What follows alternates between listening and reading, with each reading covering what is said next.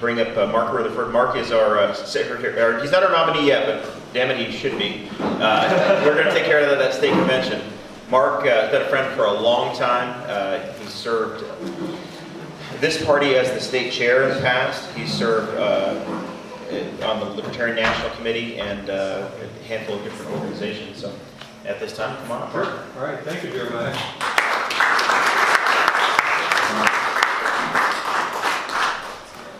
Wonderful to be here. Some of you know why that I think it's wonderful that I'm here.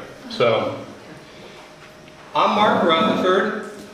I work as an attorney, Thrasher, Bushman, Vocal, business law attorney. I also do white-collar criminal trial work. One thing that I do want to point out here is that we've got some people who might be pejoratively called old-timers, so don't take offense if I say anything about you. But we've got Phil Miller. Phil, I think you started before me, and I met you in '98 with Libertarian stuff. 97, 96. 97, 96. Rex, Susan, you were involved probably about 2000, 2001. So thanks for being involved, because Phil, when we first got involved, and Susan and Rex, there were, other than Joe Hoffman, who I think is celebrating his 130th anniversary at the party, joking of course, thank God for people like him who just stick through it and do it and provide service to the party. But there weren't a lot of people like us who are still involved and still doing things. And Phil, Phil was on the Greenfield City Council, served a term of 4 years, almost got elected mayor of Greenfield in a very close race. Rex, you've done a great job. Thanks for the ultimate sacrifice for governor. I would have stroked out before news reporter too. But all seriousness aside, these people have been wonderful. Susan, you've done a great job with the traffic court. Thank you for doing that. You give libertarianism a good name, and that's the important thing. Rob Shuford, who was state chair in 1998, when I first started getting active in the Steve Dillon Secretary of State campaign that late summer, came up to me and said, Mark, do you realize where we are? And I said, I don't know. I'm helping my friend Steve Dillon run for Secretary of State. He either said in 97 or in 98, they had a state convention at the Signature Inn, an old chain of motels that used to be around there. Kind of like a Comfort Inn now. You can rent a fairly inexpensive, nice room. And there was a big circle of people around in chairs, and there was maybe a handful. And everybody went around saying, I don't want to be the Secretary of State candidate. I don't want to be the Secretary of State candidate. Dillon, you've got to do it again. Please, please, please. Who else will do that? We're way past that. Look at the wonderful size here. In 1999, my recollection is maybe 50 people attended the state convention. Now I look in here, and we're about 3/4 that amount, close to that. That is amazing, the growth we had. Because I'm a long-term person. In 20 years, it's incredible the growth we've had. And let me tell you a little bit something about myself. And that is, although I'm seeking the nomination of the Libertarian Party of Indiana to be Secretary of State, and that will happen on May 5th, and I hope all of you delegates there will consider voting for me for the Secretary of State nomination to be the standard bearer in that race for the party.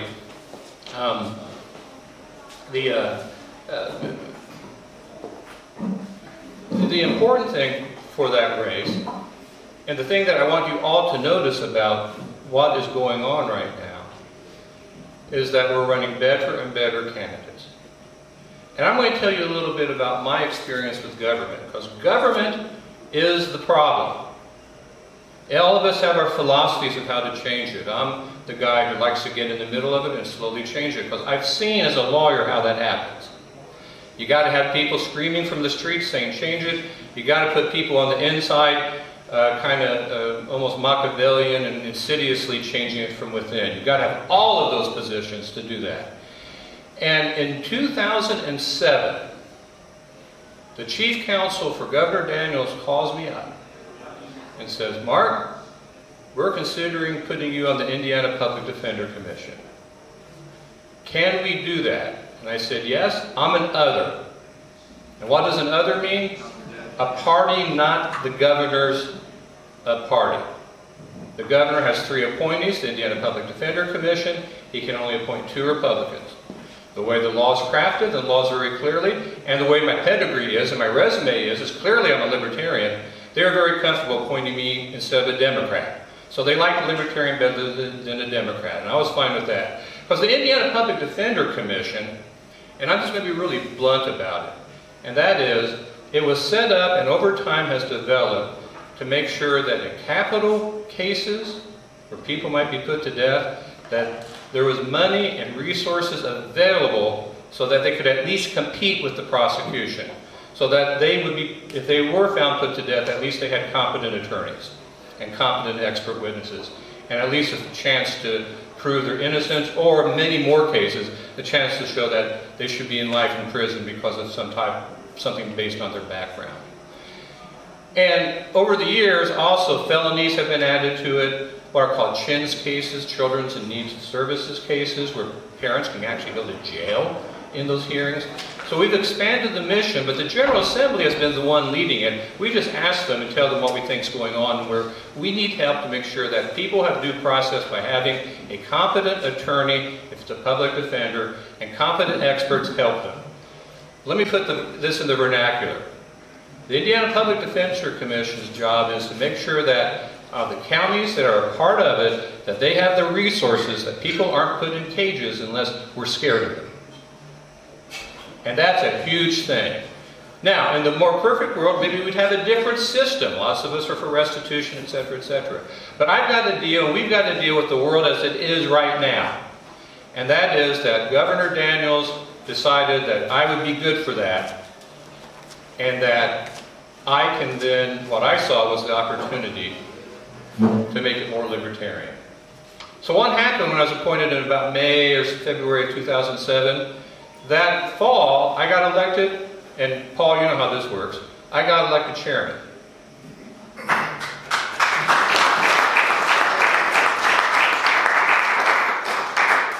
And I've been chairman ever since.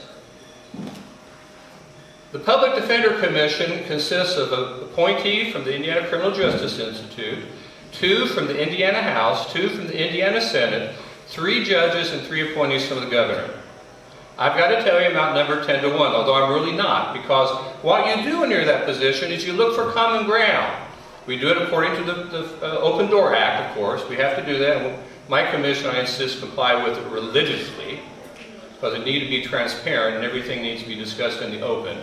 But I'm working with the staff. I've got influence on decisions on agendas, on what we need to do, on areas we need to look to prepare reports for the commission members on maybe where we need to go. I got to tell you right now, the commission is not a libertarian commission, but it's way more libertarian because I'm there, and I'm very proud of that. Why do I mention this? And that is, when a lot of our candidates have run in the past, they say you haven't been involved with government. Well, I have been. I'm the chairman of a commission that has a $25, $26 million budget.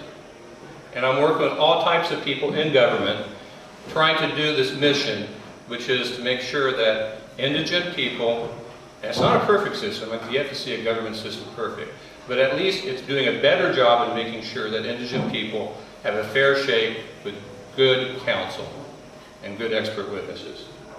So what does the Indiana Secretary of State does? I could go on forever. I'm a lawyer. Believe me, I could. It'd be fun. I'd enjoy it. You'd hate me. But it's a bully pulpit. First of all, the Secretary of State is in charge of elections. Number 1 uno on the Indiana Election Commission. Out of 5, number 1. Chairman, etc.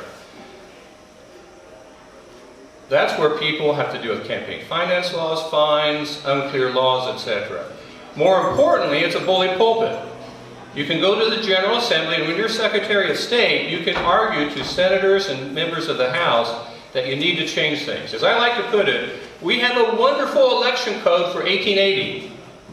We really need to up to date. We have the campaign finance law has lots of gray areas. And I've talked to the commission attorneys there, and their job is to enforce it and do the best they can.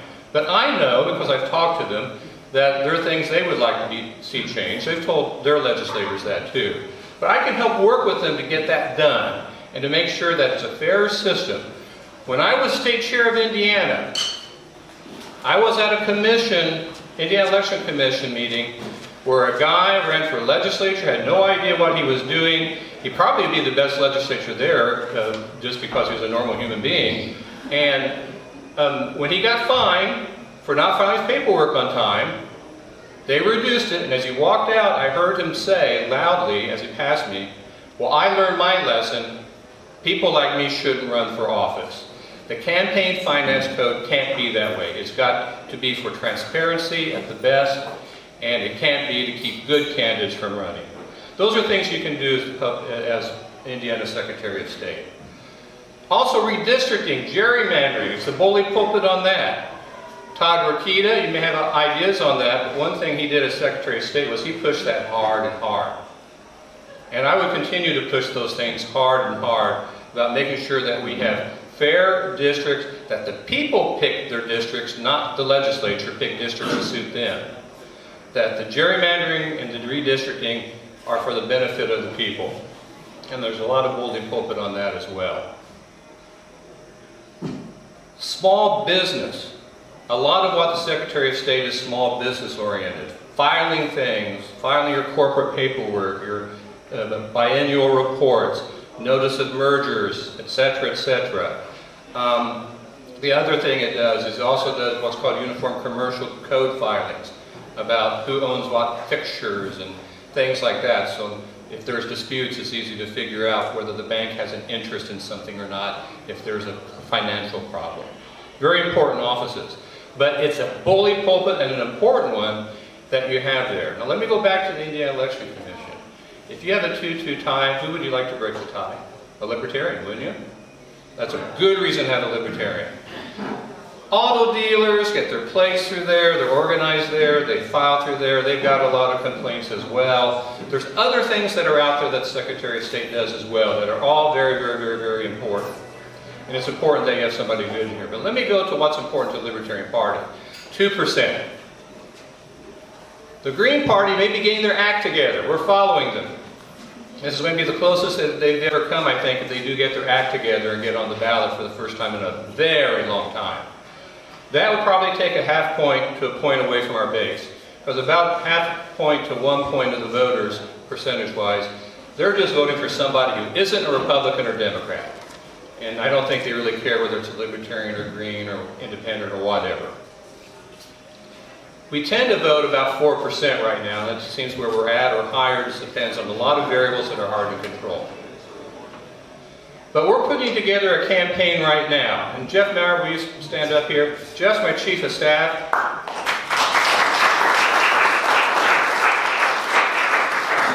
We're putting together a campaign to try to compete and get as many voters as possible.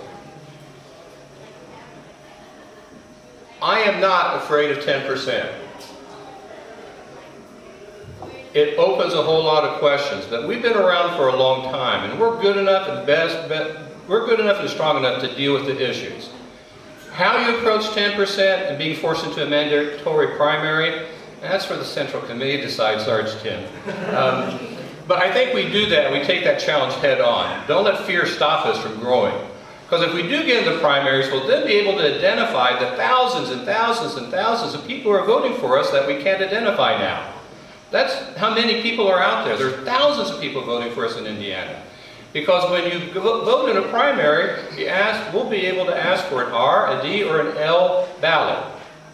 And that will be recorded in the rolls what ballot was asked for. That would be invaluable if that's what the Central Committee decides to do. So that's all important, and we're working on that. Let me tell you one thing that's very, very, very, very exciting that we're working on. There's lots of things we're going on. We need volunteers. Go to rutherfordsrising.com. That's the website. You can donate there. You can volunteer there. Rutherford's Rising 2018 is the Facebook page. If you just do Rutherford's, that's with an S, Rising, you can find it. Or you can always email me. We've got plenty of email addresses on there. You can find me if you need me. Those of you who know Facebook, please Facebook me. We'll get the word to you and talk to you eventually, because the nice thing is we're kind of overwhelmed with the support. And that's a nice thing. It's a beautiful thing. The worst thing is not to be overwhelmed and not to have the support. And we greatly appreciate the support that we're getting. So Rutherford's Rising for donating and for volunteering. But we need raw votes. And those of us who are older remember the old rental company commercial that basically said, Avis, we're number 2, we try harder. Well, one of our approaches is we're going to try some things different with social media. We don't know it will work or not, but what we do know is that the old parties are using these old systems, and I'm not so sure that it's not a good idea for us to try to change something different. We're going to a typical commercial model on social media to see if it works, to see if it gets us raw numbers. If it does and starts catching on in the summer, late summer, then we'll keep going with it. And that is, first, position me as a nice guy. You all are libertarians. We could sit here and talk about Second Amendment and probably have that much difference in how we feel about it. But if you talk to people out there who've never thought about it or studied about it, it's a huge difference. For credibility purposes and advocacy purposes, if you're a nice guy or a trusted guy, they're more willing to listen to you. So our campaign's going to be hitting that hard to make me into a nice guy. I think I can do that. Thank you, Tim. I think you can do that. And then after that, then you can sell the product. Our product is we've got a better political philosophy that gives you more freedom, more ability to do what you do with your life, more ability to make your own decisions, more ability to earn money the way you want to, etc., etc. Then we go and say, okay, look, you like me, looks good, here's what we have to sell. Here's our product, and it's good, and here's why, and then we explain it. And then you do and then the ask is, please vote for me, we're going to change the world. It'd be my honor to be the Libertarian Party of Indiana Secretary of State nominee. Delegates here, please vote for me on May 5th. Any questions you have, let me know. Thank you, Dakota, great convention. Enjoyed it quite a bit. Jeremiah, thank you. All the people in here, too many people here to thank on this. And I'm just very glad to be here. Thank you.